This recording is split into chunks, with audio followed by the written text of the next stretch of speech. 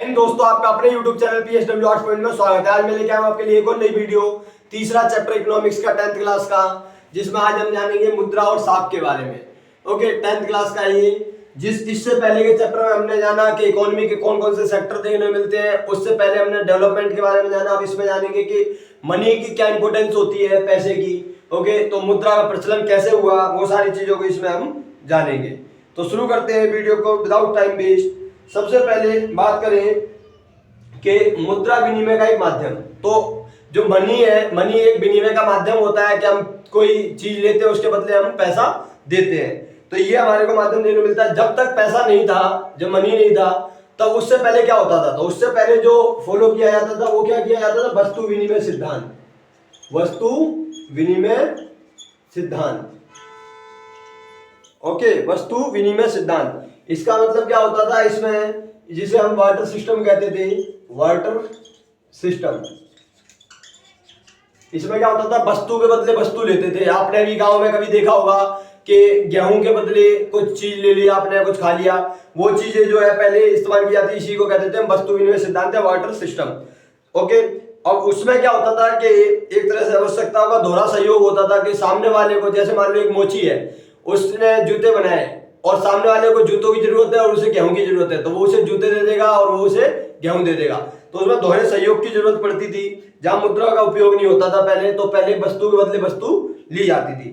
लेकिन समय के साथ में फिर करेंसी आई, मुद्रा आई। मुद्रा के जो अलग अलग हमारे को देखने को मिले सिक्के, सोने के सिक्के चलते थे पहले, चांदी के सिक्के, सोने के, तांबे के, ये सिक्के चलाए शुरू में राजाओं के द्वारा। ओके, फिर वो मुद्रा के तौर पर उसका प्रचलन शुरू हो गया करेंसी का। लेकिन अब आधुनिक तौर पर देखा जाए तो मुद्रा में पूरी तरीके प्रचलन आ गया। फिर बाद में जो है, इसके बाद क्या आया? सिक्के आए। और सिक्के के बाद आज क्या है? Digital currency. डिजिटल करेंसी जिसमें कि cheque, debit card, credit card,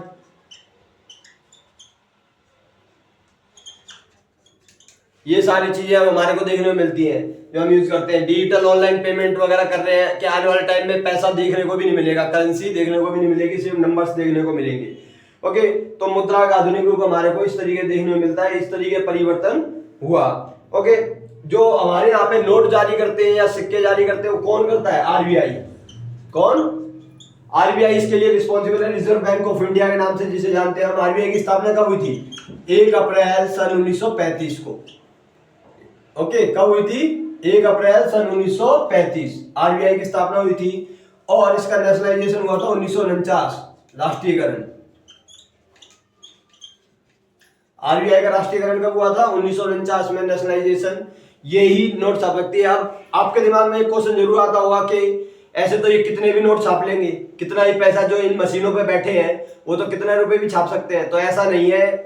क्या रूल होता है इसके लिए कि जिस गवर्नमेंट के पास, किसी भी देश की गवर्नमेंट के पास जितना ज्यादा गोल्ड होगा, ओके, जितना ज्यादा सोना होगा, उतना ही पैसा छप सकता है। उससे ज्यादा 1 रुपया भी नहीं छपेगा। ओके, नहीं तो ऐसे तो ये कितना भी पैसा छाप लेंगे। तो इसलिए ये रूल होता है। आरबीआई का भी गवर्नर कौन है? संजय मल्होत्रा। संजय मल्होत्रा ये अभी गवर्नर है इसके, आरबीआई के। और पहले कौन थे? पहले गवर्नर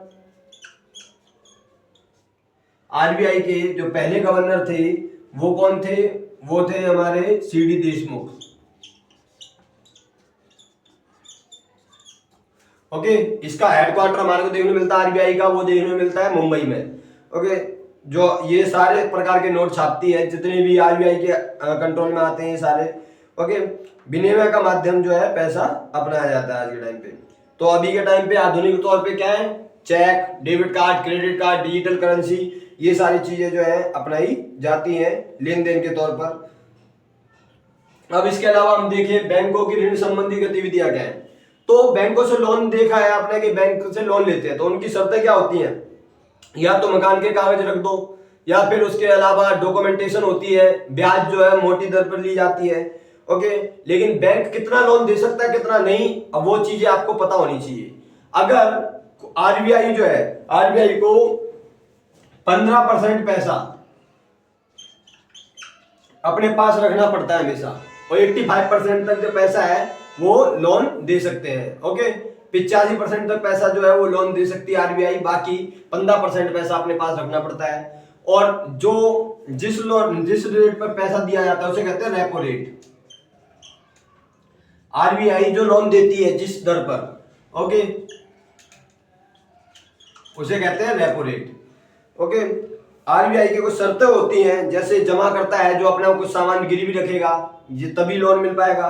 ओके, अब अगर हम बात करें साख की दो विभिन्न स्थितियां देखने मिलती है। अगर हम कर्जा लेते हैं किसी से ऋण, उसके दो विशेषताएं देखने मिलती हैं, एक अच्छी सकारात्मक और एक नेगेटिव। सकारात्मक कैसे, मान लो जैसे किसी को फसल उगानी है, ओके, उसको पैसा चाहिए, उसने क्या लोन लिया और फसल उगाई, वो फसल अच्छी होगी, उसने पैसा भी वापस कर दिया और अपना कुछ कमा भी लिया। वो सकारात्मक रूप है कि कर्जा लिया किसी से और अपना कमा भी लिया और उसको दे भी दिया। लेकिन अगर उसकी वो फसल खराब हो गई तो उसका वो नकारात्मक रूप देखने मिलेगा कि उसने कर्जा तो लिया और ज्यादा कर्जे में डूब गया। वो उसने पहले तो कर्जे में फसल उगाई और फसल भी खराब हो गई वो भी, तो फिर वो क्या नकारात्मक रूप देखने मिलता। तो इस तरीके से साख की दो हमारे को स्थितियां देखने मिलती है अलग अलग। ओके, इसमें दो एग्जांपल दिए हैं आपको, एक त्योहार का मौसम, एक स्वप्ना की समस्या। तो इसमें यही चीजें बताई गई हैं कि दोनों में कर्जा तो लिया गया लेकिन एक में सकारात्मक रूप देखने मिला, एक में नकारात्मक। इसके अलावा हम बात करें कि ऋण की शर्तें क्या होती हैं, तो कोई भी कर्जा देता है तो उसके लिए कुछ ना कुछ शर्त रखेगा। या तो मालिक कर्जदार है तो मान लो भूमि, इमारत, या फिर मान लो कोई गाड़ी है या कोई पशु है उसको वो गिरवी रख लेगा उसके बाद में, या कोई गोल्ड से संबंधित चीज है सोने की वो गिरवी रख लेगा तब पैसा देता है। कोई ऐसे तो फालतू में देता नहीं। आपने जितने भी देखे होंगे मुथूट फाइनेंस वगैरह जो भी फाइनेंस करते हैं पैसा, वो क्या कुछ ना कुछ गिरवी रखते हैं तभी पैसा देते हैं, जमीन वगैरह के कागज या कोई भी चीज, तो वो जो है शर्तें रखी जाती हैं। या आवास ऋण है कि हाँ भाई अगर घर के लिए लोन चाहिए तो उसके लिए आपको घर के कागज रखने पड़ेंगे, घर बनवाना है तो। ओके, तो ये चीजें जो है रखी जाती हैं। इसके अलावा हम बात करें कि भारत में औपचारिक क्षेत्र में साख के हम देखते हैं यहाँ पे इनफॉर्मली ज्यादा लिया जाता है लोन वगैरह। मान लो कर्जा जो है सगे संबंधियों से, साहूकारों से, व्यापारियों से या बड़े धनियों से लिया जाता है, जबकि बैंक वगैरह से लोन कम क्यों लिया जाता है, इसका रीजन क्या है। तो भारत में ज्यादातर लोग जो है वो कागजी कार्रवाई से डरते हैं इस वजह से, क्योंकि बैंकों से लोन लेना उनको उतना ज्यादा मुश्किल लगता है। क्योंकि बैंक में जाते हैं, बैंक वाले कहेंगे यहाँ से साइन करा के लाओ, वहां से साइन करा के लाओ, ये फॉर्म चाहिए वो फॉर्म चाहिए, जिस वजह से लोग जो है ज्यादातर अपने सगे संबंधियों से कर्जा लेते हैं या फिर किसी एक अमीर व्यक्ति से ज्यादा रेट पर कर्जा ले लेते हैं। और उसका रीजन भी है कि अगर लेट होता है उसमें तो वो कह सकते हैं चलो कोई नहीं अगले महीने कर देंगे, लेकिन बैंक को नहीं कह सकते, इसलिए बैंक से लोन लेना ज्यादातर लोग पसंद नहीं करते।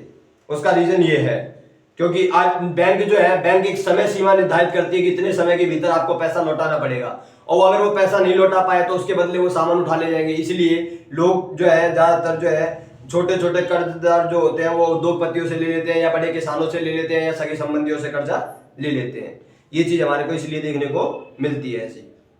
औपचारिक और अनौपचारिक साख में इस तरीके से हमारे को अंतर देखने मिलता है।